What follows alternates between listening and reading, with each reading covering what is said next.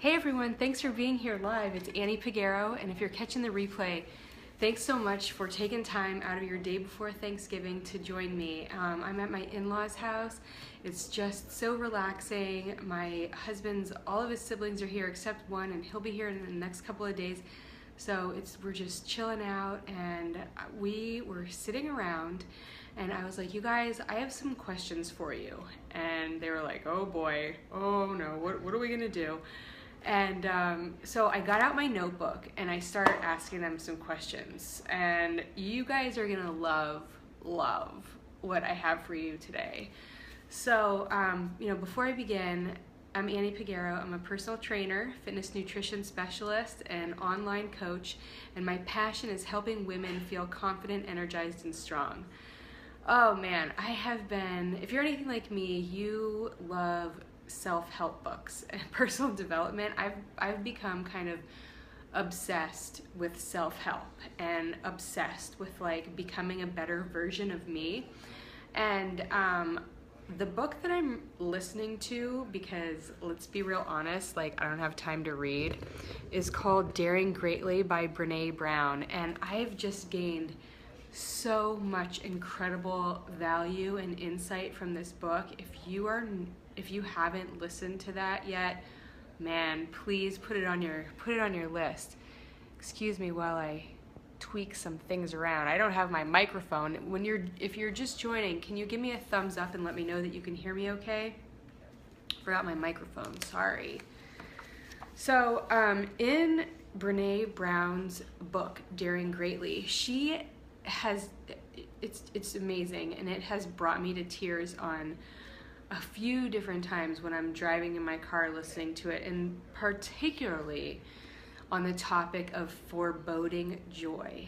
So I thought that it would be relevant for me to come on here and talk with you about joy roadblocks. And you might have a joy roadblock if you exhibit these warning signs that I'm going to list out for you today. And I brought this subject up to my brothers and sister-in-law and their significant others, and we just had a lovely discussion about this for the last 2 hours. It was really great to talk with them. We're all super intelligent people, just the most awesome and amazing people that you could ever meet. Seriously, I have a wonderful family. And we talked about this idea of foreboding joy, and you're like, okay, what does this even mean? It means that you push joy away. So in the book, Daring Greatly, Brene Brown talks about it like this. Like, you are engaged in some activity that should be super joyful, and then all of a sudden you think of something awful happening, or you don't allow yourself and your heart to be happy because maybe you are comparing whatever situation or instance that you're living right now to a joyful situation in the past, or like all these different reasons. And I'm like, oh my gosh, that's me. Like I've done that. I've done that in my life for many years, and I've been working on it and growing and things like that, but it's definitely something that I still do in my life. So the idea and the act, because it's very much an act, foreboding joy and joy roadblock is definitely an act. And if you are exhibiting these 5 warning signs, you might be doing this. I'll talk later in the week about how to lift that, but I want to give you these 5 warning signs right now so you can take a look and be like, yes. And as we all say, like, knowing it is half the battle, right? Like, just knowing that you might be pushing joy away in your life is half the battle, because you might be doing it and like not even realize that you're doing it. So some warning signs that you might have a joy roadblock. And I have my notes. I'm gonna look at my notes. The first one is, always, number one, always thinking in the imperative, like things that I have to do. I have to get this done today. I have to do X, Y, and Z. Like on your weekends, you're always thinking about the things that you have to do, the things that you have to get done, instead of I want to. instead of identifying with the things that you want to do or the things that bring joy into your life. Because let's face it, that to-do list can be daunting, and things that, you know, might not be on the top of our fun list, like it might not be the most fun thing to do, all the things on your to-do list. So if you're always saying I need to as opposed to I want to, you might have a roadblock to joy in your life. All right, number 2, if you find yourself not enjoying something that you've been looking forward to for a long time, when you're in the act of doing it, you might have a roadblock for joy. You might not be welcoming joy into your life. So for example, you have been planning this vacation, right? And you have been planning this vacation for a long time. You finally go, you're on your vacation, you're there, and all you can think about is your to-do list, or comparing it to the vision that you had in your mind about what the vacation was going to look like. Or, if you do that, you might be preventing joy from fully entering your heart. Do you do that? Because I sure as heck know that I have. And I even find myself saying, I hope this lives up to the picture I have in my mind. You know that you've done that, and if you're doing that, you may be preventing joy from entering your heart. Oh man. So number 3, if you have a tense body, if you have shoulders raised, if your posture's slumped over, if you have forward shoulders, if you have lower back pain, if you have these 11s right here and you're always going like this, recovering foreboding joy addict right here, you might have a roadblock to joy. I totally do. Yes, Jesse, I mean, my gosh, why do we do that? This is something that I didn't even realize I was doing in my life, until, I used to walk around literally with now this has been years, I've recovered from this, but like with clenched fists, grinding my teeth, a hard, open yourself up and let the joy in. Gotta let go of it, people, and let that joy into your heart. So if you have a tense body and you carry your stress and that you can feel it, you might have a roadblock to joy. And just one way to kind of combat that is to be aware and present in your own body and your mind, and like check out the sensations in your body on a regular basis. Like when you're driving your car, am I grinding my teeth? Am I clenching the steering wheel? Am I walking around with clenched fists? So those are some things that might prevent you from opening up your heart and letting joy in. Number 4. Okay, this is a good one. This is a good one that my brother-in-law brought up. He says, if you can look back on your life and look at some things that you've accomplished and feel like those are uncelebrated accomplishments. And I was like, wow, that's really cool. He's like, I don't mean you have to like have this big old party every time you do something awesome. And I'm like, yeah, you do. You do, and you should, because sometimes you gotta pat yourself on the back. Like, people are not walking around here to pat you on the back all the time. And they don't even realize when you've accomplished something that you're proud of or that you've been working on.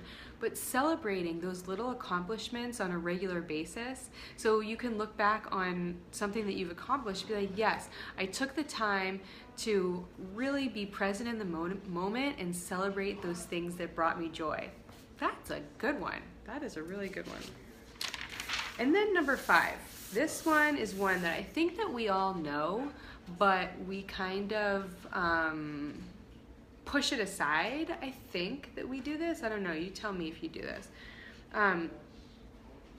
One warning sign, my last warning sign that you may have a roadblock to joy is your circle or your significant other or your circle of friends, whatever, is judgmental, and you intentionally withhold joyful instances from them because of fear. Because of fear of being judged, because of fear that they might stifle your joy, dull your sparkle, whatever.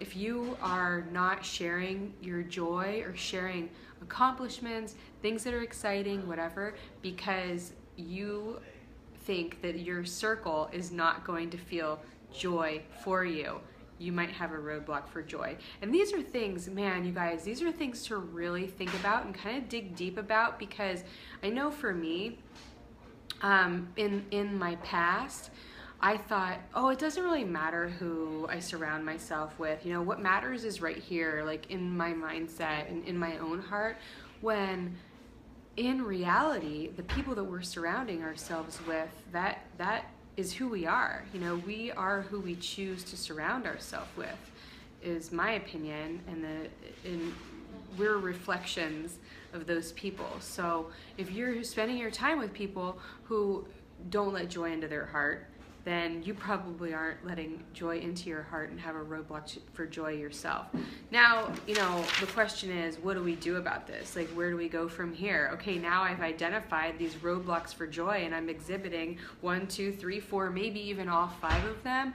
Well, now what? Now what do I do? Well, I think that the first thing is recognizing that you're not letting joy in, or that you have a roadblock, or you're foreboding joy because you think that you don't want to have these expectations, or you're not worthy of feeling joy, or as soon as you feel joyful that something terrible is going to happen. And one thing that was so powerful for me and like totally brought me to tears when I was listening to my audiobook Daring Greatly was, you know, she's talking about when she was interviewing people, Brene Brown was interviewing people and asking them like what happened, what is vulnerability to you? And people talked about standing over their children, or being, you know, with their family, and then all of a sudden flashing to something horrible happening, like a death or an accident or something like that. And I don't know if you've ever done that, but I sure as heck have. And I have had a lot of guilt, fear, and anger about that. I'm like, why am I doing that? Like, why am I feeling that way? Well, one huge part of allowing joy into your life when something like that happens is recognizing that you are not those thoughts that you have. You are not those thoughts. You are your actions and your behaviors and the things that you do, right? And the way that you are, as opposed to the thoughts that you have. So giving yourself grace and knowing that just because you have those types of fears, that doesn't mean that you're a bad person. And that doesn't mean that you know, should have guilt and that you're not worthy of feeling joy, because I definitely was there. So I mean, I always talk about things here that I have had issues with myself. So, you know, just know that I come from a place of love, and I'm like, hey, I was there. So if this sounds at all like you, just know that you're totally not alone. You're not alone, and I'm right there with you. Like, I am on a journey and totally recovering from feeling that I am not worthy of joy. So the book Daring Greatly is amazing and will totally help you on your journey. And then later this week, we're going to talk about some specific tips, some specific things that you can do to allow more joy into your life. Thank you all so much for being here. Happy Thanksgiving. I hope you're enjoying your time with your family. And if you like this video, please click like or love or angry if you hated it, whatever, or laugh at it if you want to, that's fine. Leave me a comment and let me know, hey, yeah, I have also felt this way. I have been not allowing joy into my life by doing X, Y, or Z. I totally want to hear. I want to hear what is going on in your life too. So thanks so much, you guys, for being here. Happy Thanksgiving. I'm thankful for you.